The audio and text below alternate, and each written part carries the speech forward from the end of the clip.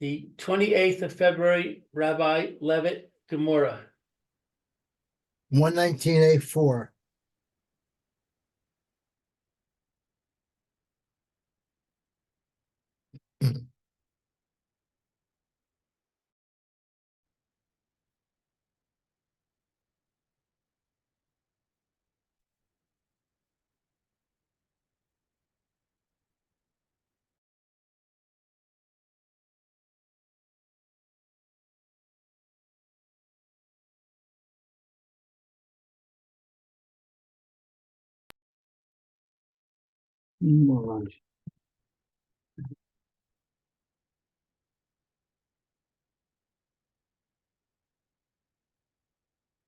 Oh, I thought we were on. Okay.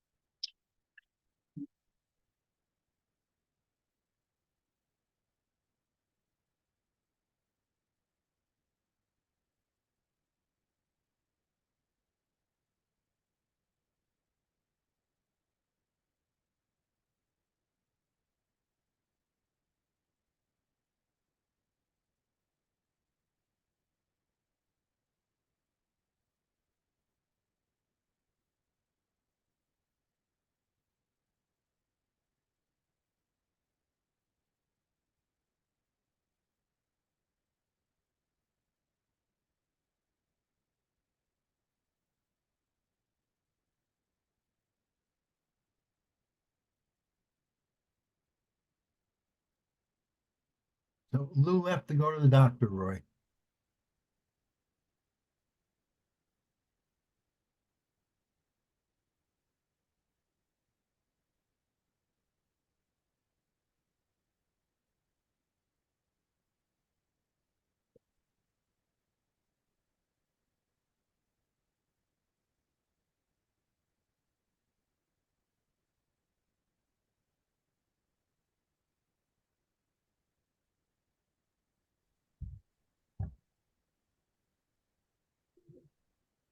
Okay, welcome back.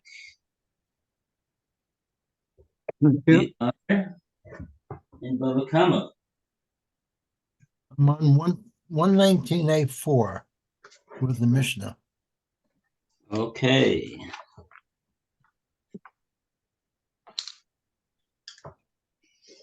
Mm-hmm. Lou went to the doctor We went to the doctor. Okay. and he left the recording on. Okay. Hmm. All right. So, So oh, we're and talking- where's Phil? Phil not here. Okay. Guess he's not coming in today. probably tired from his trip, right? Oh yeah, yeah. Maybe he came. He came once. Yesterday. On no, actually, it wasn't yesterday either. No. He came on whatever. Oh, that's right. Okay, so maybe yeah, maybe so. Okay, so um, You want to start? okay, so we're in this Mishnah over here. We're basically in the middle of this Mishnah. We got the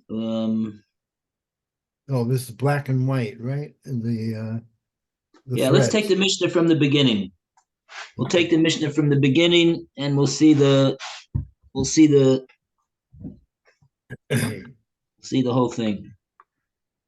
Okay, I'll Alan, you start. want to read? Yeah. Yeah. The Mishnah above discuss which items may be bought from laborers.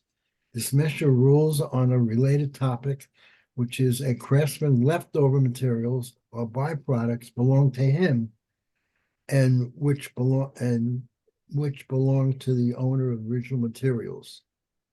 Mochin shehakobes motzi haray ela shalom.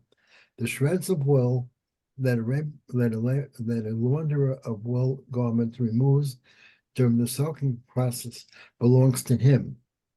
Bahasorak motzi chare elo shel baal habayit. But the shreds that a teasler removes belong to the owner. Kobase notel shelo shua chotim bahain shelo. The launderer takes out 3 threads, and they belong to him. Vaser mikain hare elo shel baal habayit. If you took out more than that, they belong to the owner. Im horyor shechor al gabei helohun. But if it was black on white, notel es hakol behain shalo, he may take off all of the black threads, and they belong to him. Wait, did you read Yeser Mikain? We think we skipped a din. Yeah, If it's starting with Mikain, that's what I did. Mochain. Yeser Mikain Hare Elu Shabal Bais. If there's more than 3 threads, so then they don't belong to the koves, they belong to the balabais. Mhm.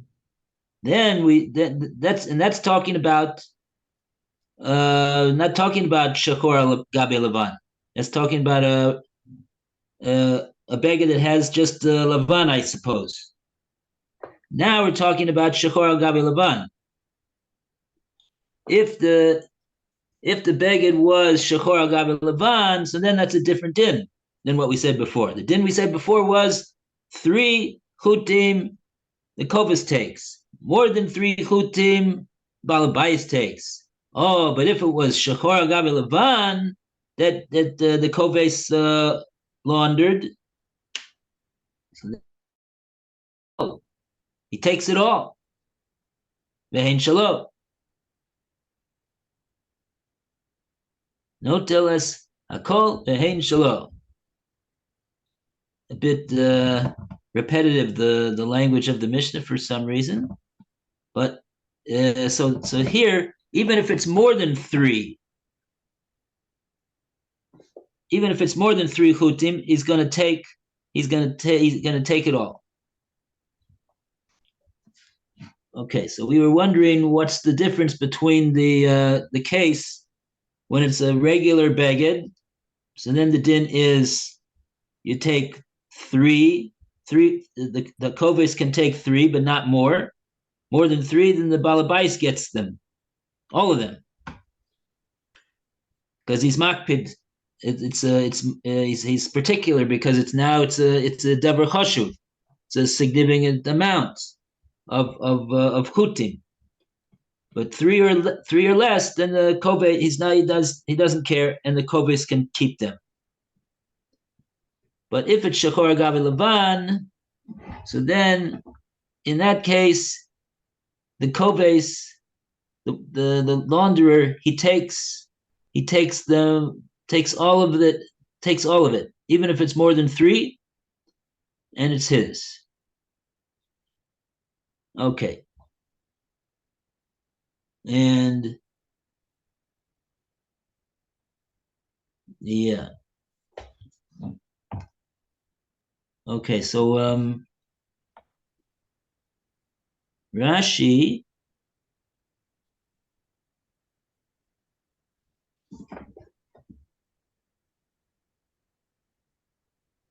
says over here, I'm just going to talk about the case of the koves. Rashi dibra maskil a koves notel gimel chutim. The koves will take 3 chutim, derech orge bigdei tzemer la rog shlosha chutim mimin echad besofa beged. Oh, I don't think we ever read this Rashi. Oh, see, maybe this is going to help us understand this. The launderer can take up to 3 threads because it's the derech of the orge abeged, the ones that weave and produce the beged, a beged of semer. Then what do? La rog shlosha chutin mimin acher besofa beged. What they do is that they sew 3 threads worth from a different fabric at the besofa beged, at the end of the beged.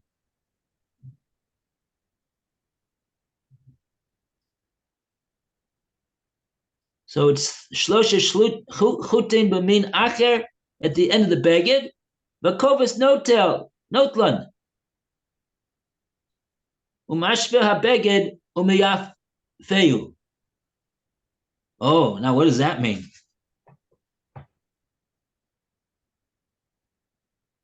He has to be meshaveh the beged. He has to equalize out the beged umiyafeu and make it nice. What is that referring to? I think if you remember, we said that these threads were on the hem of the beged, so it won't unravel or something like that. So this means this seems to mean that the launderer or the tailor or whatever sews on some material from somewhere else to make sure that the garment doesn't unravel. So to do that, he's got to make sure that the garment first is laid out properly, so that it can be hemmed in without scrunching it up or losing some size on it or something like that. There's something about this doesn't make any sense. Why does he need to do all this? Let him not take the 3 the 3 threads, and they won't have to do all this work. Well, I don't understand. The whole thing doesn't make any sense. Didn't we say that these 3 threads were black threads, and that they No. these are We didn't get there yet. all right. So No. didn't say that. Okay, I thought not, but what we saw. This is before you get to the here. By the way, Phil is coming in now. Maybe these threads are coming out. No, again, we didn't even get to the case of the black on the white. Right. Okay. So I didn't. It says the koves can take 3 threads, and they belong to him. Yes, there McCain. If it's more than that, so then no. Hare elu shel balabais. They belong to the balabais. So all we're talking about in the Mishnah is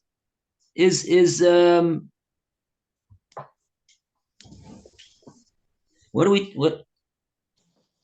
Okay, so Rashi's saying, in other words, that's what it said in the Mishnah so far. We didn't mention a word about black.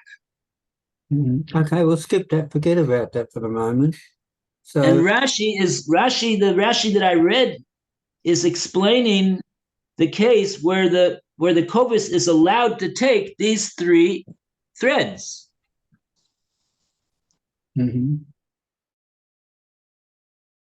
in the process of laundering, did we? Why he can't just take them out for no good reason? Yeah, well, as I was saying, they were coming out by themselves. They weren't doing their job. They were coming out by themselves, these 3 long threads, or these 3 threads.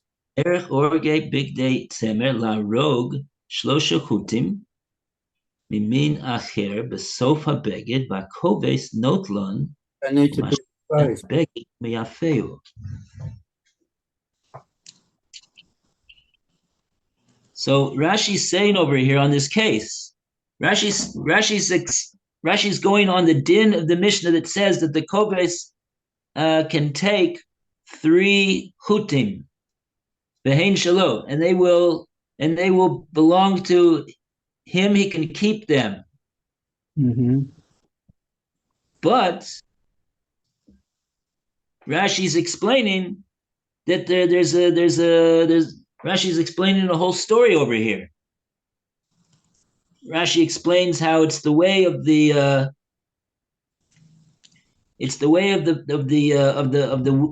producers of the wool beged. They put at the svata beged, the end of the beged, they put shlosha chutim mimin acher.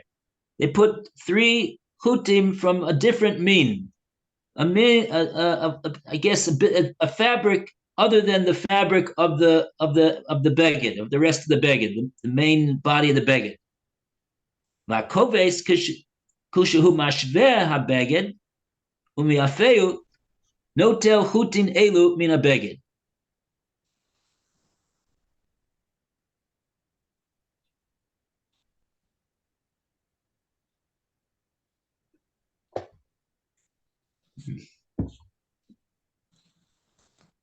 The koves, when he is mashveh and miyafeh the beged, he takes these chutim. So Rashi's saying that the 3 chutim that we're talking about are the 3 chutim on the end of the beged. He's identifying the 3 chutim of the Mishnah as being the chutim that are besfata beged, that are from a min acher, a different min than the min of the beged. It's a different. I guess it's a different fabric.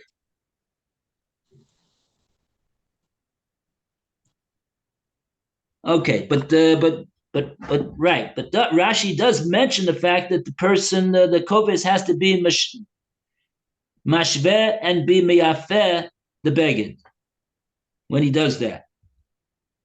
And of course, in doing that, he has to do.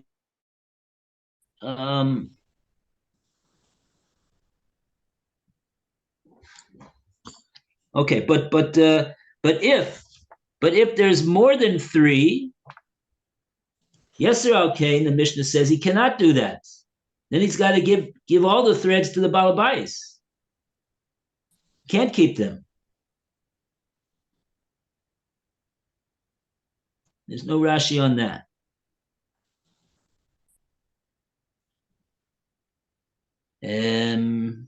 Okay.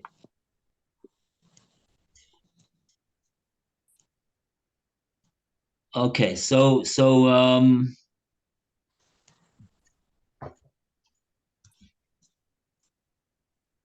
okay, so now we can go to the next step. Now we go to the next step. The din of the next Mishnah is im haya shachor al gabe levan. If it's black on white, so then he can take everything. Behein shalo. And they belong to him.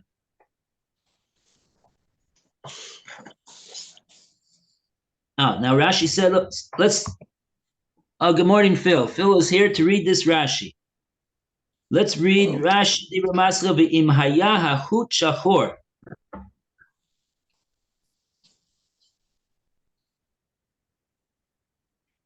Im haya hachut shachor.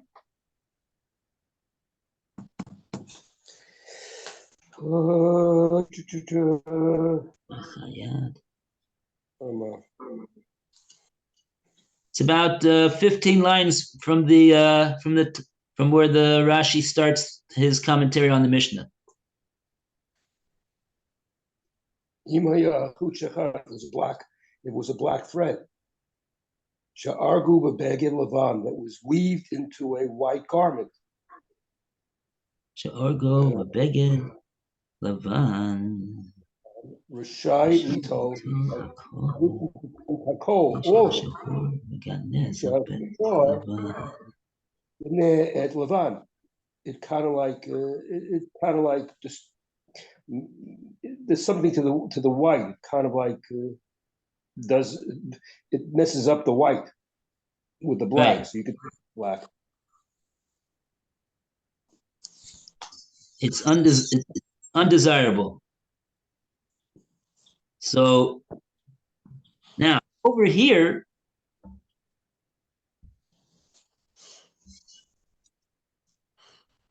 is Rashi said before that the 3 chutim that he's allowed to take are the 3 chutim that are in the Sfata Beged. Over here, he didn't mention that this shachor is on the Sfata Beged. So I don't know. Does he mean if these threads that he's taking, which are on the Sfata Beged, is shachor, or does he just, I don't know. Im hayachut shachor, she'orgo bebeged.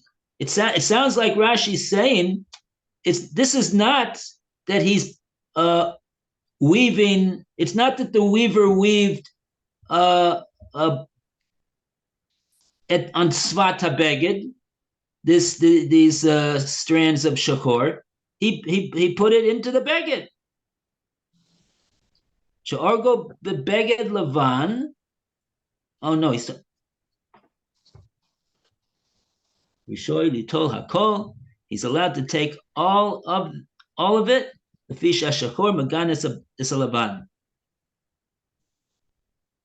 Okay, so fine. So the main point is like this. The main point that Rashi's telling us is that over here, it seems as though he's going to be able to take all of the black threads that came out from the beged, even if there's more than 3. No teles hakol. He could take even more than 3. He could take all of them. These black threads. And he could and he could keep them. Now, why is it? If you want to know why he could keep more than we said before, all he can keep is up to 3, but more than that, no. The balabais is makpid. Balabais is particular. He wants to take his thread. here Rashi explains why the balabais lechora is not makpid, because he says that the shechor is magana es a lavan. The shechor makes the beged lavan undesirable. It's meguneh. It's not a nice thing. The beged is not nice like that. So presumably, if it's not nice like that, so it's not nice to have those things in the beged. So he doesn't mind the balabais, according to Rashi, if there's even more than 3, because these strands are not he doesn't want them.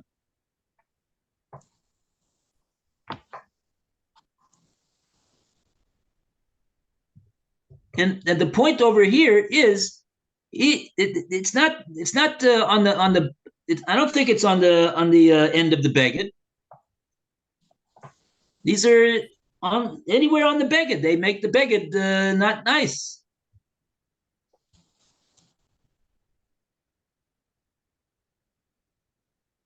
Why did he put them in to begin with? I don't know. That's the only question. Why did he put them in? What was he thinking? This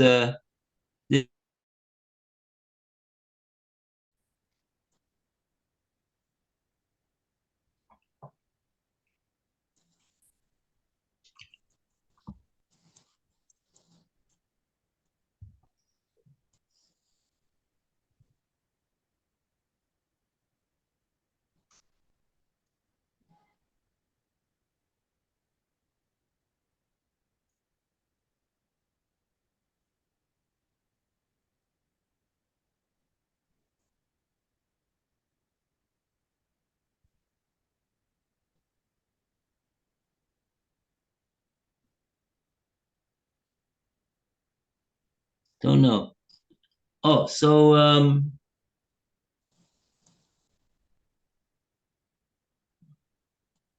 okay. So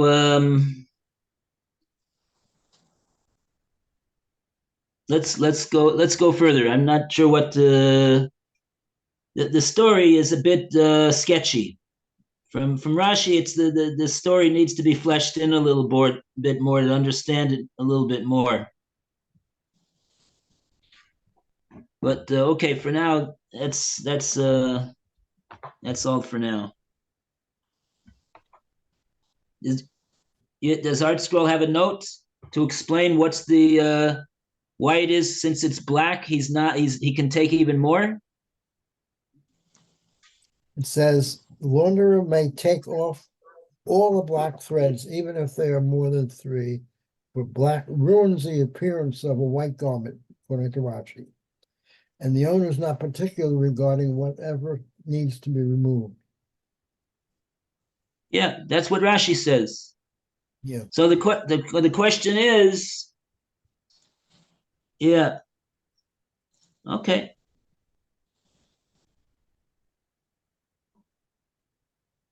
All right. Here's another question, certainly a statement. Who was given material and thread for use in sewing a garment? That's Merari. What was the question? Who was given material and thread for use in sewing a garment? It was note 54. If a tailor left enough thread with which to sew, or a piece of cloth that is at least 3 finger breadths by 3 finger breadths, then they belong to the owner. So somehow you need enough for sewing. I guess the owner has the right to sew his own garment. If he wants to sew his own garment, he could do it. I mean, but we're not talking about sewing right now. We're talking about the koves. We're talking about the launderer. Size of a cloth. Maybe that's the next. Maybe that's the next part of the Mishnah. Hachayat. he's the one that's he's the tailor. But the next part is about carpentry, though. Nothing to do with threads. No, there's a section about a chayat. Oh, it must be in the Rashi then, I guess. It's in the. Now we'll see. It's in the Mishnah. Okay, so let's read it right now. You see where it says in the Mishnah after the case of the Shechor Agabe Levan, it says achayat.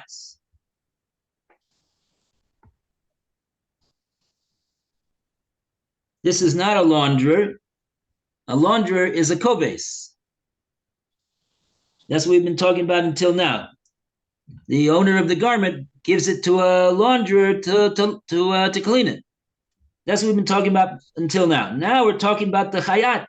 He's the one that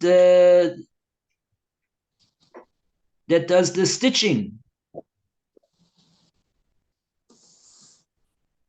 the tailoring. I don't know whether he's making the garment from scratch or whether he's doing some tailoring in the garment. I'm not sure, but maybe hopefully the Mishnah will tell us exactly what's going on. So without further ado, let's take a look at this next part of the Mishnah, Hachayat. And we call upon Roy to continue the reading.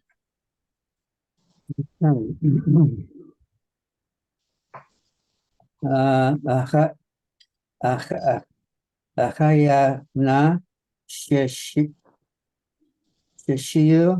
es achot kedei litfor Esahut kedei litfor bo. bo. What is it? Oh, there it is.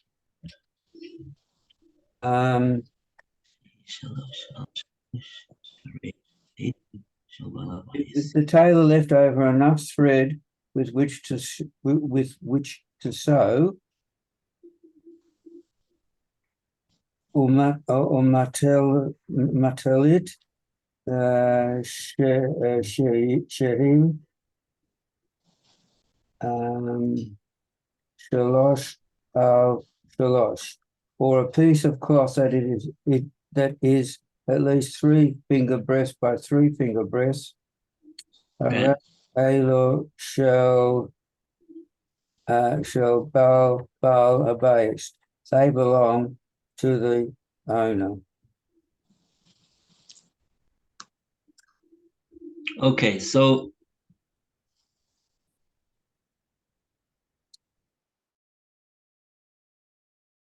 doing some tailoring work, it sounds, on this beged. The beged was given to him by the balabais, and the material, the material that he's working with, the chutim, the strands of material, were given to him by the balabais, and he's using them to do his tailoring. So if after his job is done, he's still got a piece of this material, which is the matlis. That's the piece of the material that's left over. Shehi shalosh al shalosh, and that's referring to 3 fingers, 3 fingers by 3 fingers in its width. So that'll be a significant amount of fabric, and therefore hare elu shel balabais. Though that matlis is going to belong to the balabais because the balabais wants to have it because it's a significant amount, and he doesn't forego it. And since it's his stuff and it belonged to him to begin with, so we say it continues to belong to him. Okay, and now we got a Rashi over here.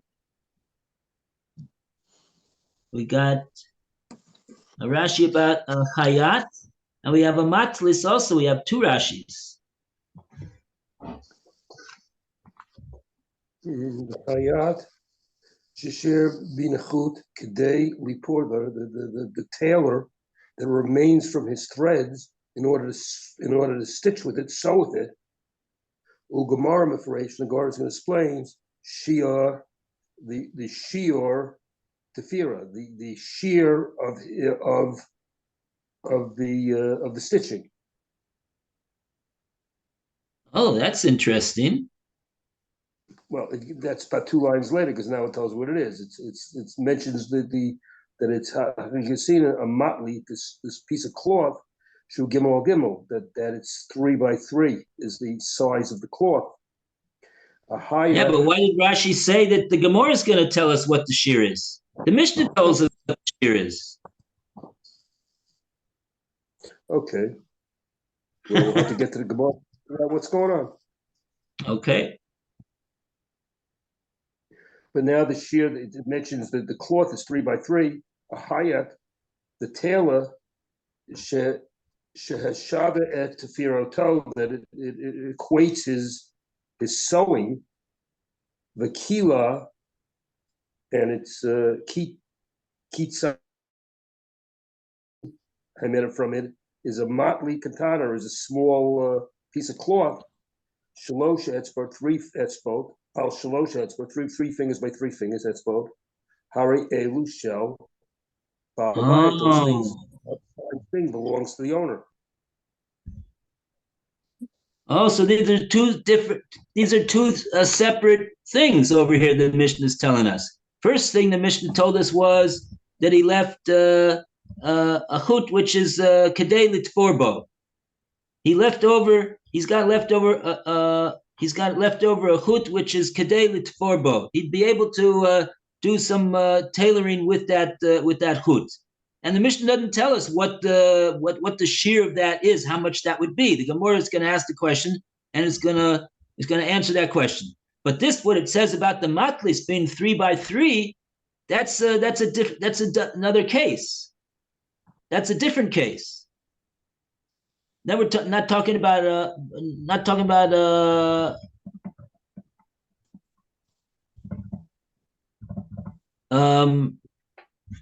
that's a different din.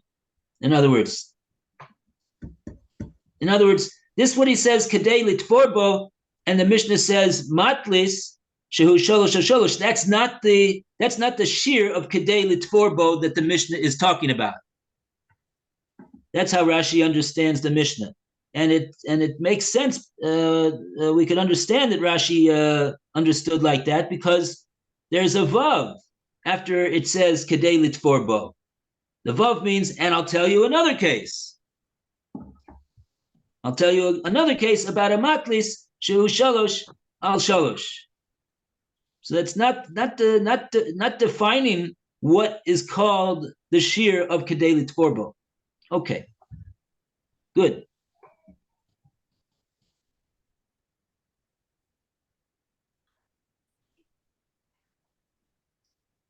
Oh, so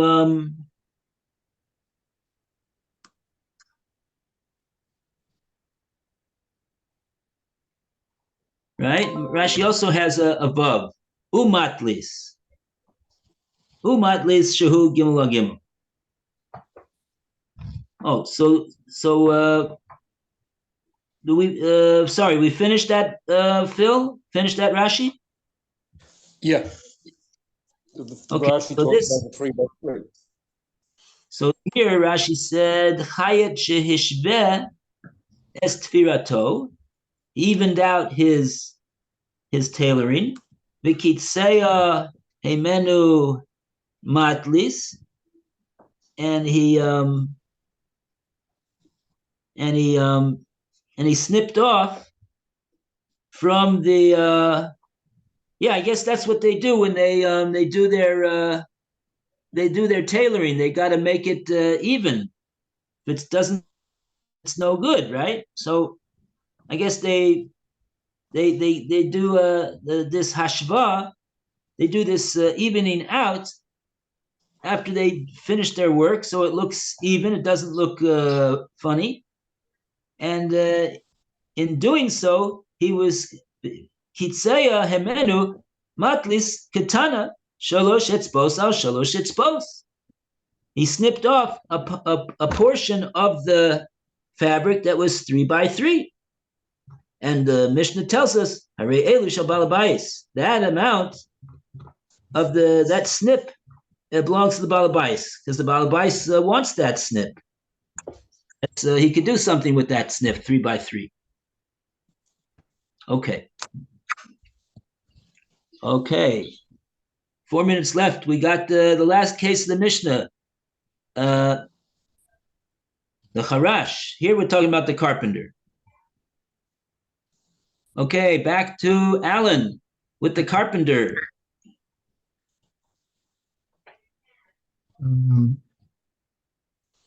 to talk about the craft carpentry. No, the carpenter, the last paragraph. Shehek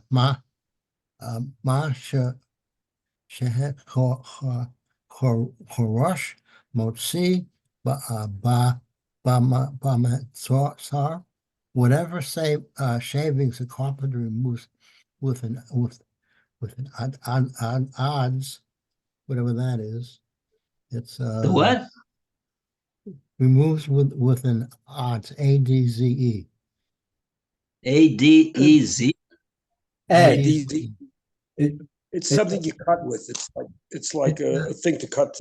It's like a plane to remove Cutting it. tool, right? Like a Oh, small okay. axe Right. that's used for shaping. Right. Hooray, a Lu Shalo belongs to him. Uva Kap Shil, but whatever chips he chops off with a hatchet, Shel Baal Habayit belongs to the owner. The Im Hora Oseh Atzeh Baal Habayis. However, if it was working on the owner's premises, Af Hana Shares Shel Baal Habayis, even the soda belongs to the owner. Oh. If he made a house call, Yeah, right.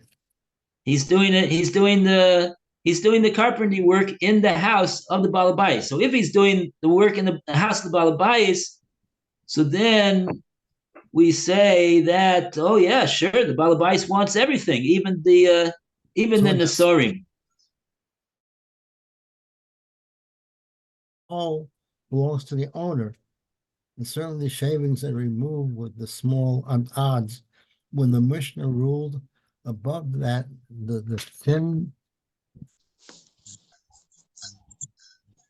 thin shavings of the odzah belongs to the carpenter. It was speaking of a carpenter who was a contractor. For example, he agreed to build a house for a set price. In this case, the byproducts of his work that most people consider insignificant are the contractors to keep.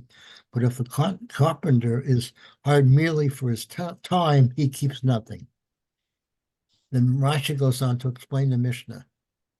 Distinction between a day or hourly worker and a contractor, regardless of where they perform their labor, and however cite our Mishnah's law in our Mishnah language without further elaboration. Accordingly, in their opinion, everything is contingent upon where the work is done. Where the work is done on the owner's premises, even by a contractor, the shavings and sawdust belong to the owner. But where the work is done on a worker's premises, even by an hourly wage earner, they belong to the worker. However, Yom Tov says that Rashi does not mean to differentiate between the hourly wage earner and a contractor per se. Rather, Rashi merely mentions an hourly wage earner and a contractor. For example, for a day worker usually works on the owner's premises, whereas a contractor usually works on his own. The reason for the distinction between one who works on his own and one who works on the owner's premises lies in this. When one works on the owner's premises, the latter usually pays the overhead and thus wishes to keep all the leftover material.